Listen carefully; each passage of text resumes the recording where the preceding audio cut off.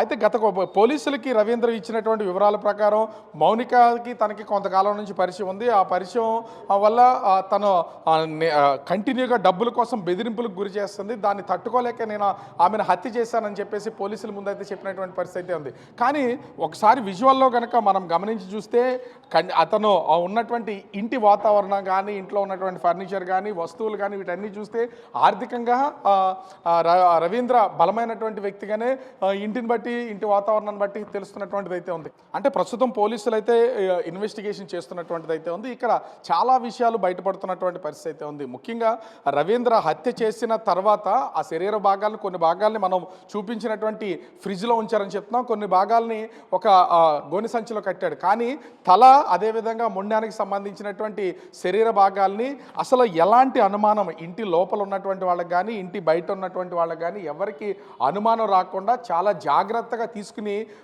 పెందుర్తి సమీపంలో ఉన్నటువంటి దారపాలెం అనే ప్లేస్లో దహనం చేసేసినటువంటిది అయితే ఉంది.